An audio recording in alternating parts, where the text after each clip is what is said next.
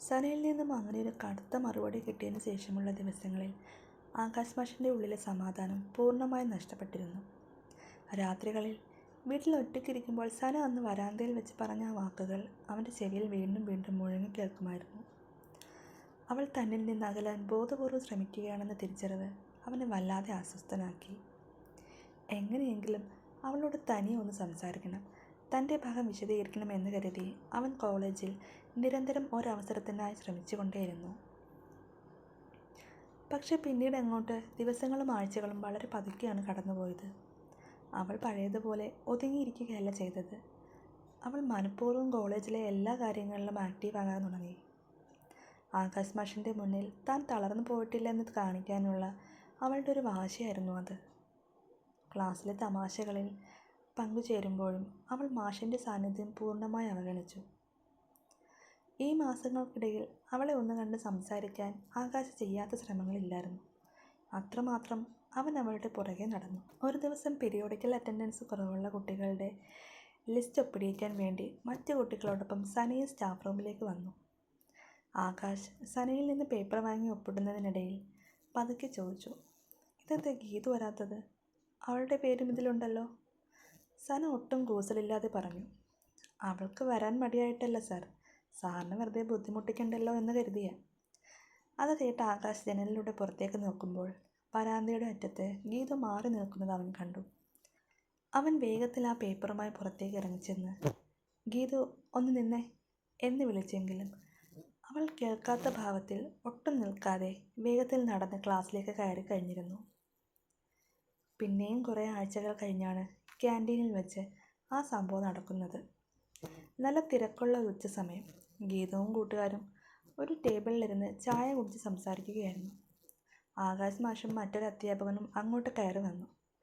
മാഷ് വരുന്നത് ദൂരത്ത് നിന്നേ കണ്ട ഗീതു താൻ കുടിച്ചുകൊണ്ടിരുന്ന ചായ പകുതിക്ക് വെച്ച് നിർത്തി പെട്ടെന്ന് എഴുന്നേറ്റു. കൂട്ടുകാരികൾ, "ഡി, ചായ കുടിച്ച് തീർത്തില്ലല്ലോ, ഇപ്പം തന്നെ പോകുവാണോ?" എന്ന് ചോദിച്ചപ്പോൾ, "എനിക്കൊരു നോട്ട് എഴുതിയെടുക്കാനുണ്ട്, ഞാൻ പോകുക" എന്ന് വളരെ ഉച്ചത്തിൽ പറഞ്ഞു. എന്നിട്ട് അവിടെ ഇരുന്ന മാഷിൻ്റെ മുഖത്തേക്ക് പോലും നോക്കാതെ ക്യാൻറ്റീൻകാരന് പൈസയും കൊടുത്ത് അവൾ ഇറങ്ങിപ്പോയി. ആകാശ് അവൾ പകുതിയാക്കി വെച്ച് പോയ ആ ചായ ഗ്ലാസ്സിലേക്ക് നോക്കി വല്ലാത്തൊരു സങ്കടത്തോടെ അവിടെ തന്നെ നിന്നുപോയി. അവൻ എത്രമാത്രം അവളുടെ മുന്നിൽ ചെറുതാകുന്നുണ്ടെന്ന് അവന് മാത്രമാണ് അറിയാമായിരുന്നത്. പിന്നീട് ക്യാമ്പസിൽ കാലവർഷം കനത്തൊരു മാസമായിരുന്നു അത്. ഒരു ശനിയാഴ്ച വൈകുന്നേരം കോളേജ് വിടുന്ന സമയത്ത് പെട്ടെന്ന് വലിയൊരു മഴ പെയ്തു. കുട്ടികളെല്ലാം പോർച്ചിലും വരാന്തയിലുമായി ബസ് കാത്തു നിൽക്കുകയാണ്. ഗീതുവിൻ്റെ കയ്യിൽ കുടയുണ്ടായിരുന്നില്ല. അവൾ ബസ് സ്റ്റോപ്പിലേക്ക് ഓടാൻ വേണ്ടി നിൽക്കുകയായിരുന്നു. ആകാശ് തൻ്റെ കയ്യിലുള്ള കുട നിവർത്തി അവളുടെ അരികിലേക്ക് ചെന്നു. "ഗീതു, ഇതാ കുട, താൻ നനയണ്ട," അവൻ പതിഞ്ഞ ശബ്ദത്തിൽ കെഞ്ചുന്നത് പോലെ പറഞ്ഞു. പക്ഷെ ഗീതു ആ കുടയിലേക്ക് നോക്കുക പോലും ചെയ്തില്ല. "വേണ്ട മാഷേ, ഞാൻ സനയുടെ കുടയിൽ കയറിക്കോളാം, അല്ലെങ്കിൽ മഴ നനഞ്ഞു പൊക്കോളാം, എനിക്ക് കുഴപ്പമൊന്നുമില്ല" എന്ന് പറഞ്ഞ് അവൾ നേരെ മഴയത്തേക്ക് ഇറങ്ങി നടന്നു. മാഷ് കുടയും പിടിച്ച് ആ മഴയത്ത് വല്ലാത്തൊരു അപമാനത്തോടെ തനിച്ചായി. അങ്ങനെ മാസങ്ങൾ നീണ്ട ആ ഒളിച്ചുകളിക്കൊടുവിൽ ഒരു ദിവസം കോളേജ് ലൈബ്രറിയിലെ ആരും വരാത്ത ഇടുങ്ങിയ പുസ്തക റാക്കുകൾക്കിടയിൽ ഗീതു ഒറ്റയ്ക്കൊരു റെഫറൻസ് ബുക്ക് തിരയുന്നത് ആകാശ് കണ്ടു. അവൻ പതുക്കെ ആ റാക്കിൻ്റെ അപ്പുറത്തെ വശത്ത് വന്ന് നിന്നു. പുസ്തകങ്ങൾക്കിടയിലുള്ള ആ ചെറിയ ഗ്യാപ്പിലൂടെ അവൻ അവളുടെ മുഖത്തേക്ക് നോക്കി. അവൾ അവനെ കണ്ടതും പുസ്തകം തിരികെ വെച്ച് അവിടെ നിന്ന് മാറാൻ തുനിഞ്ഞു. ആകാശ് വേഗത്തിൽ റാക്ക് ചുറ്റി വന്ന് അവളുടെ മുന്നിൽ തടസ്സമിട്ട് നിന്നു. "ഗീതു, പ്ലീസ് ഒന്ന് നിൽക്കൂ. നീ എന്താ എന്നെ ഇങ്ങനെ ഒഴിവാക്കുന്നത്? എനിക്ക് സംസാരിക്കണം," അവൻ വല്ലാത്തൊരു അപേക്ഷയോടെ പറഞ്ഞു. പക്ഷെ അവൾ കയ്യിൽ കിട്ടിയ ബുക്ക് നെഞ്ചോട് ചേർത്ത്, "എനിക്കിപ്പോൾ സെമിനാറുണ്ട് മാഷേ, ക്ലാസ്സിൽ കയറണം" എന്ന് പറഞ്ഞ് ആ റാക്കുകൾക്കിടയിലൂടെ വേഗത്തിൽ ഒഴിഞ്ഞു മാറിപ്പോയി. എത്ര പുറകെ നടന്നിട്ടും അവളൊരു തരത്തിലും അവൻ പിടികൊടുത്തില്ല. ഇതേ സമയം ഗീതവും സനയും തമ്മിലും ക്ലാസ് കഴിഞ്ഞുള്ള സമയങ്ങളിൽ ഇതേക്കുറിച്ച് സംസാരിക്കാറുണ്ടായിരുന്നു. ഒരു ദിവസം വൈകുന്നേരം ബസ് സ്റ്റോപ്പിലേക്ക് നടക്കുമ്പോൾ സന ചോദിച്ചു, "നീ എത്ര നാളാടി ഇങ്ങനെ മിണ്ടാതെ നടക്കാൻ ഉദ്ദേശിക്കുന്നത്? മാഷ് നിൻ്റെ പുറകെ ഇങ്ങനെ നടക്കുന്നത് കാണുമ്പോൾ എനിക്ക് തന്നെ എന്തോ പോലെ തോന്നുന്നുണ്ട്." "മാഷ് നടന്നാൽ എനിക്കെന്താ സന? ഒരു അധ്യാപകൻ്റെ പദവിക്ക് ചേരാത്തതൊന്നും ചെയ്യരുതെന്ന് എന്നോട് അന്ന് അത്രയും കടുപ്പിച്ച് പറഞ്ഞത് മാഷ് തന്നെയല്ലേ? ഞാനിപ്പോൾ മാഷിനെ മാഷായിട്ട് കണ്ട് മാറി നടക്കുന്നു. അതിലല്ലേ അയാൾക്ക് സന്തോഷം. ഗീതുവിൻ്റെ വാക്കുകളിൽ സങ്കടത്തേക്കാൾ കൂടുതൽ കടുത്ത വാശിയായിരുന്നു. കോളേജിലെ ഈ അസ്വസ്ഥതകൾ ആകാശിൻ്റെ വീടിനെയും ബാധിച്ചു തുടങ്ങി. രാത്രികളിൽ അവൻ കൃത്യമായ ഭക്ഷണം കഴിക്കാതെ മുറിയിൽ അടച്ചിരിക്കുന്നത് അമ്മ ശ്രദ്ധിക്കുന്നുണ്ടായിരുന്നു. അമ്മ ഇത് ഫോണിലൂടെ മുറപ്പെണ്ണായ പ്രിയയെ വിളിച്ച് പറയുകയും ചെയ്തു. അങ്ങനെയാണ് ഒരു ദിവസം വൈകുന്നേരം ആകാശ് കോളേജ് കഴിഞ്ഞ് വീട്ടിലെത്തിയപ്പോൾ പ്രിയ അവിടെ വന്നിരിക്കുന്നത് അവൻ കണ്ടത്. അവൾ ഹാളിൽ അമ്മയോട് സംസാരിച്ചിരിക്കുകയായിരുന്നു. ആകാശിനെ കണ്ടതും അവൾ പതുക്കെ എഴുന്നേറ്റ് അവൻ്റെ അരികിലോട്ട് വന്നു. എന്താ ആകാശേട്ടാ, നിനക്ക് ഈയിടെയായിട്ട് എന്താ പറ്റിയത്? അമ്മായി വിളിച്ച് പറഞ്ഞിട്ടാണ് ഞാൻ ഇങ്ങോട്ട് വന്നത്. മുഖമൊക്കെ വല്ലാതെ മെലിഞ്ഞു. കൃത്യമായ ആഹാരം കഴിക്കുന്നതുമില്ലെന്ന് അമ്മായി പറഞ്ഞു. കോളേജിൽ വല്ല പ്രശ്നവുമുണ്ടോ? പ്രിയ വല്ലാത്തൊരു അവകാശത്തോടെ അവൻ്റെ അരികിൽ നിന്ന് ചോദിച്ചു. ഏയ്, എനിക്ക് പ്രത്യേകിച്ച് കുഴപ്പമൊന്നുമില്ല പ്രിയേ. കോളേജിൽ ഇപ്പോൾ ആർട്സ് ഫെസ്റ്റിവലിൻ്റെ തിരക്കുകൾ തുടങ്ങാൻ പോവുകയല്ലേ. അതിൻ്റെ കുറച്ച് പേപ്പർ വർക്കെല്ലാം ആ ടെൻഷനാണ്, അല്ലാതെ വേറൊന്നുമില്ല. ആകാശ കള്ളം പറഞ്ഞു. എന്നാലും നീ ഇങ്ങനെയൊന്നും ഇരിക്കാറില്ലല്ലോ.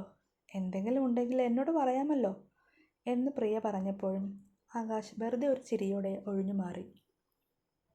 അവളുടെ ചോദ്യങ്ങൾ അവൻ വല്ലാത്തൊരു ശ്വാസമുട്ടലാണ് ഉണ്ടാക്കിയത്.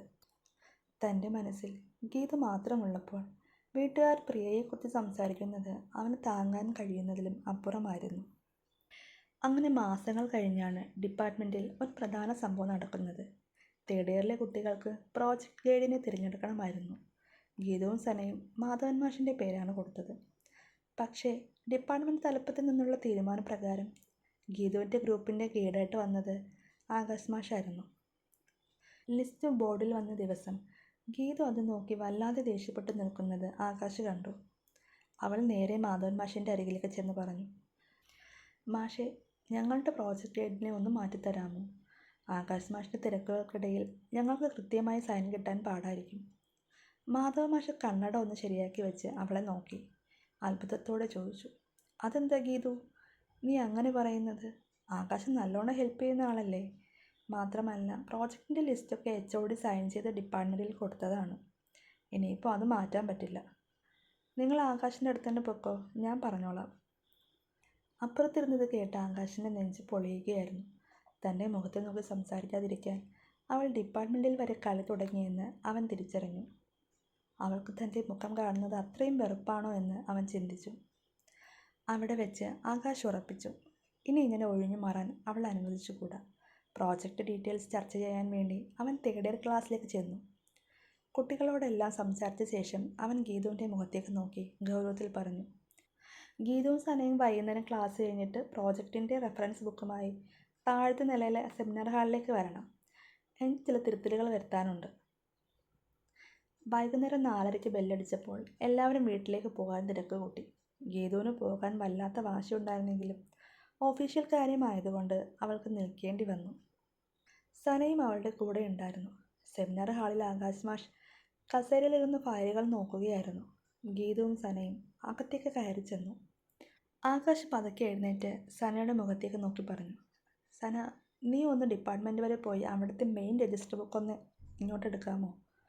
എനിക്ക് ഇവരുടെ ടോപ്പിക് ഒന്ന് ക്രോസ് ചെക്ക് ചെയ്യാനാണ്. സനയ്ക്ക് കാര്യം മനസ്സിലായി. അവൾ പതുക്കെ ഗീതുവിനെ ഒന്ന് നോക്കിയിട്ട് ഹാളിൽ നിന്നും പുറത്തേക്ക് ഇറങ്ങിപ്പോയി. ഇപ്പോൾ ആ വലിയ സെമിനാർ ഹാളിൽ ആകാശ് മാഷും ഗീതുവും മാത്രമായി. വല്ലാത്തൊരു നിശബ്ദത അവിടെ പടർന്നു. ഗീതു ഫയലുകൾ നെഞ്ചോട് ചേർത്ത് പിടിച്ചുകൊണ്ട് മാഷിൻ്റെ മുഖത്തേക്ക് നോക്കാതെ തിരിഞ്ഞു നിൽക്കുകയായിരുന്നു. എന്താണോ തനിക്ക് എന്നോട് ഇത്ര വലിയ ദേഷ്യം? ആകാശ് പതുക്കെ അവളുടെ അരികിലേക്ക് നടന്നു ചെന്ന് ചോദിച്ചു. എനിക്ക് ആരോടും ഒരു ദേഷ്യവുമില്ല മാഷേ. പ്രോജക്റ്റിൻ്റെ കാര്യം പറയാനാണെങ്കിൽ സന വരട്ടെ, എന്നിട്ട് സംസാരിക്കാം. ഗീതു തൻ്റെ ശബ്ദത്തിലെ വിറയൽ പുറത്ത് കാണിക്കാതെ ഗൗരവത്തിൽ തന്നെ പറഞ്ഞു. എന്നിട്ട് അവൾ വേഗത്തിൽ പുറത്തേക്ക് പോകാൻ വേണ്ടി തിരിഞ്ഞു. പക്ഷേ ആകാശ് ഇത്തവണ അവളെ വിടാൻ തയ്യാറായിരുന്നില്ല. അവൻ പെട്ടെന്ന് മുന്നോട്ട് വന്ന് അവളുടെ കൈത്തണ്ടയിൽ ബലമായി പിടിച്ചു നിർത്തി. അവളുടെ കയ്യിലിരുന്ന പ്രോജക്റ്റ് ഫയലുകൾ തറയിലേക്ക് വീണു ചിതറി. കൈവിട് മാഷേ, എനിക്ക് പോണം. ഗീത ദേഷ്യത്തോടെ കൈവലിക്കാൻ നോക്കി പറഞ്ഞു. ഇല്ല, ഞാൻ വിടില്ല. നീ എത്ര ദിവസമായി എന്നെ ഇങ്ങനെ വട്ടം കറക്കുന്നു? ഞാൻ നിൻ്റെ മുന്നിൽ വരുമ്പോൾ വഴിമാറി നടക്കുന്നു. ചോദിക്കുന്നതിന് ഒരക്ഷരവും മിണ്ടുന്നില്ല. ഞാൻ നിൻ്റെ പുറകെ നടന്ന് എത്ര കെഞ്ചിയിട്ടും നീ എന്നെ ഒന്ന് മൈൻഡ് ചെയ്യുക പോലും ചെയ്തില്ലല്ലോ. പ്രോജക്റ്റ് ഗൈഡിനെ മാറ്റാൻ വരെ നീ നോക്കി. നീ എന്തിനാ എന്നെ ഇങ്ങനെ ബുദ്ധിമുട്ടിക്കുന്നത്? ആകാശിൻ്റെ ശബ്ദത്തിൽ ദേഷ്യത്തെക്കാൾ കൂടുതൽ വല്ലാത്തൊരു സങ്കടമുണ്ടായിരുന്നു. ഞാൻ എന്ത് ചെയ്യണമെന്നാ മാഷ് പറയുന്നത്? മാഷ് തന്നെയല്ലേ പറഞ്ഞത് നമ്മൾ തമ്മിലൊരു അകലം വേണമെന്ന്? ഞാൻ മാഷിനെ ഒരു മാഷായിട്ട് കണ്ട് മാറി നടക്കുമ്പോൾ ഇപ്പം എന്താ പ്രശ്നം? ഗീതുവിൻ്റെ കണ്ണുകൾ പതുക്കെ നിറഞ്ഞു വന്നു. അകലം പാലിക്കാൻ പറഞ്ഞത് നീ എന്നെ പൂർണ്ണമായും ഒഴിവാക്കാൻ വേണ്ടിയല്ല ഗീതു. നീ ക്ലാസ്സിലിരിക്കുമ്പോൾ എന്നെ ഒന്ന് നോക്കുക പോലും ചെയ്യാത്തത്, നിൻ്റെ ബുക്ക് തരാൻ വേണ്ടി സനിയെയും രാഹുലിനെയും ഒക്കെ എൻ്റെ അടുത്തേക്ക് വിടുന്നത്, അതൊക്കെ കാണുമ്പോൾ എനിക്ക് എത്രമാത്രം ബുദ്ധിമുട്ട് തോന്നുന്നുണ്ടെന്ന് നിനക്കറിയാമോ? നിൻ്റെ ഈ നിശബ്ദത കൊണ്ട് നീ എന്നെ വട്ടുപിടിപ്പിക്കുകയാണ്. ആകാശ് അവളുടെ തോളുകളിൽ പിടിച്ച് വല്ലാത്തൊരു വിങ്ങലോടെ പറഞ്ഞു. പിന്നെ ഞാൻ എന്ത് ചെയ്യണമായിരുന്നു മാഷേ? ഗീതു അവൻ്റെ കൈകൾ തട്ടി മാറ്റി കരച്ചിലോടെ ഒച്ച താഴ്ത്തി ചോദിച്ചു. അന്ന് ഞാൻ എൻ്റെ മനസ്സ് മുഴുവൻ തുറന്നു പറഞ്ഞപ്പോൾ വലിയ കാര്യത്തിൽ ഉപദേശിച്ചിട്ട് എന്നെ തള്ളിക്കളഞ്ഞത് മാഷല്ലേ? എനിക്ക് മാഷിനെ വെറും ഒരു മാഷായിട്ട് കണ്ട് ഇവിടെ വന്നിരിക്കാൻ പറ്റില്ല. അങ്ങനെ അഭിനയിക്കാൻ നോക്കുമ്പോൾ എനിക്ക് വല്ലാതെ ശ്വാസം മുട്ടുകയാണ്. എന്നിങ്ങനെ ബുദ്ധിമുട്ടിക്കരുത് പ്ലീസ്. അവളുടെ കണ്ണീർ തുള്ളികൾ പതുക്കെ അവളുടെ കവിളിലൂടെ ഒലിച്ചിറങ്ങി. അവളുടെ ആ നിറഞ്ഞ കണ്ണുകളും ശബ്ദത്തിലെ വിറയലും കണ്ടപ്പോൾ ആകാശിൻ്റെ ഉള്ളിലെ അവസാനത്തെ കടുപ്പവും ഉരുകിത്തീർന്നു. അവൻ പിടിച്ചിരുന്ന അവളുടെ കൈകൾ പതുക്കെ അയഞ്ഞു. എന്നാൽ അവൾക്ക് മാറിപ്പോകാൻ കഴിയാത്ത വിധം അവൻ അവളുടെ മുഖത്തേക്ക് തന്നെ നോക്കി നിന്നു. എനിക്ക് തെറ്റുപറ്റിപ്പോയതാടോ. ഞാൻ തൻ്റെ മാഷല്ലേ? അപ്പോൾ പിന്നെ അങ്ങനെയൊക്കെ വിചാരിച്ചല്ലേ എനിക്ക് സംസാരിക്കാൻ പറ്റൂ. അതുകൊണ്ടാണ് അന്ന് ഞാൻ അങ്ങനെ പറഞ്ഞത്. പക്ഷേ ഈ കഴിഞ്ഞ ദിവസങ്ങളിൽ നീ എന്നോട് മിണ്ടാതെ നടന്നപ്പോൾ എനിക്ക് ഈ കോളേജിലേക്ക് വരാൻ പോലും തോന്നുന്നുണ്ടായിരുന്നില്ല. എനിക്ക് ആദ്യമേ തന്നോടൊരു ഇഷ്ടമുണ്ടായിരുന്നു ഗീതു. അതിപ്പോൾ എനിക്ക് ഒട്ടും പിടിച്ചു നിർത്താൻ പറ്റാത്ത അവസ്ഥയിലാണ്. അത്രയും നാൾ കേൾക്കാൻ കൊതിച്ച ആ വാക്കുകൾ യാതൊരു നാടകീയതയുമില്ലാതെ ആകാശ് മാഷിൻ്റെ ഉള്ളിൽ നിന്ന് വരുന്നത് കേട്ടതും ഗീതുവിൻ്റെ ഉള്ളിലെ വാശിയും സങ്കടവും ഒരുമിച്ച് അലിഞ്ഞുപോയി. അവൾ വിശ്വസിക്കാൻ കഴിയാത്തതുപോലെ അവനെ നോക്കി നിന്നു. പുറത്ത് വൈകുന്നേരത്തെ കോളേജ് ശാന്തമാകുമ്പോൾ ആ വലിയ സെമിനാർ ഹാളിൽ വെച്ച് അവരുടെ പ്രണയം ഒടുവിൽ അതിൻ്റെ എല്ലാ യാഥാർത്ഥ്യത്തോടെയും തുറക്കപ്പെടുകയായിരുന്നു.